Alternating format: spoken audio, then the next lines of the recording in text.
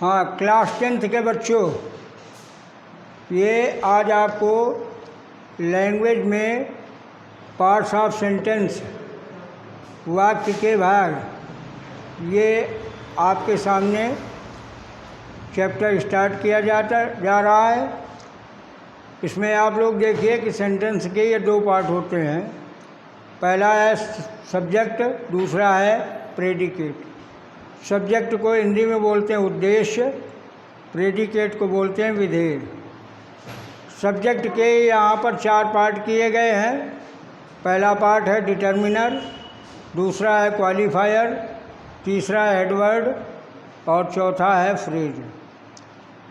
Determiner को हिंदी में बोलते हैं सीमित करने वाला, क्वालिफायर को विशेषता बताने वाला, हेडवर्ड को मूल शब्द, फ्रेज इसको कहते हैं वाक्यांश। और इसी तरीके से प्रेडिकेट के भी ये भाग यहाँ पर किए गए हैं। पहला है वर्ब, दूसरा है ऑब्जेक्ट, तीसरा है कॉम्प्लीमेंट। कॉम्प्लीमेंट को हिंदी में बोलते हैं पूरक। दूसरा जो ऑब्जेक्ट दिया है इसको कर्म बोलते हैं, वर्ब क्रिया है।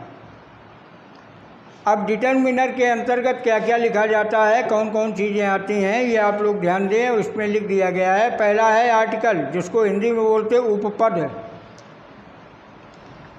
इसके बाद में दूसरा है डिमॉन्स्ट्रेटिव प्रोनाउन या डिमॉन्स्ट्रेटिव एडजेक्टिव, जिसको हम बोलते हैं संकेतवाचक, या तो सर्वनाम होगा या संकेतवाचक विशेषण होगा।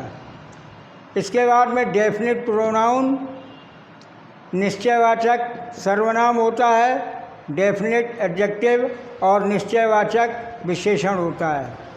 फिर अगला आता है इंडेफिनिट एडजेक्टिव और इंडेफिनिट प्रोनाउन, अनिश्चयवाचक विशेषण और अनिश्चयवाचक सर्वनाम।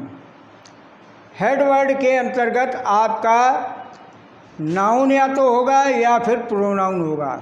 इन दोनों में से कोई, नाउन अगर है तो प्रोनाउन नहीं, प्रोनाउन है तो नाउन नहीं। क्वालिफायर के अंतर्गत आपका एडजेक्टिव लिखा जाता है। और फ्रेज जो दिया गया है यहाँ पर, वैसे तो फ्रेज 3 हैं, लेकिन 3 में से 2 ही फ्रेज यहाँ पर हो सकते हैं। 2 में से 2, 3 में से 2।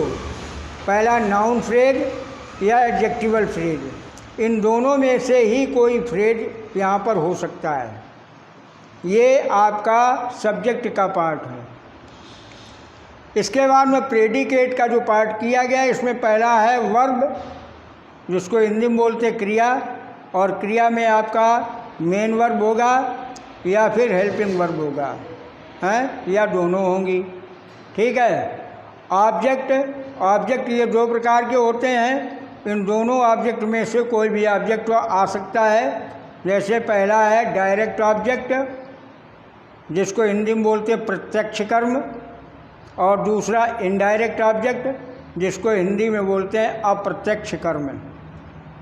जो डायरेक्ट ऑब्जेक्ट होता है, इसमें नॉन लिविंग्स आते हैं, मोस्टली निर्जीव। और कॉम्प्लीमेंट फिर लास्ट में दिया गया है। कॉम्प्लीमेंट में 3 ये फ्रेज जो होते हैं, तीनों में से कोई भी फ्रेज हो सकता है। या तो नाउन फ्रेज होगा, या एडजेक्टिवल फ्रेज होगा, या एडवर्बियल फ्रेज होगा। इन तीनों फ्रेज में से कोई ना कोई फ्रेज से वाक्य जो है कॉम्प्लीमेंट किया जाता है, अर्थात पूरा किया जाता है। इसीलिए इसको पूरक कहा जाता है। लेकिन ये ध्यान देना कि एडवर्बियल जो फ्रेज होता है, ये कभी भी सब्जेक्ट का पार्ट नहीं होता है। क्योंकि एडवर्ब क्या होता है, जो क्रिया की विशेषता बताता है उसको एडवर्ब बोलते हैं। और क्रिया का पार्ट प्रेडिकेट के अंतर्गत आता है। इसलिए एडवर्बियल फ्रेज सदैव यहीं पर होगा, प्रेडिकेट में ही होगा, या इन दोनों में से कोई भी यहाँ पर और भी हो सकते हैं। ये आप लोग अपनी फेयर कॉपी में मेंटेन कर लें। और जो रीऑर्डरिंग का चैप्टर आप लोगों के कोर्स में है, वो इसी पर बेस्ड है और इसी के अकॉर्डिंग आप लोग एक्सरसाइज करें।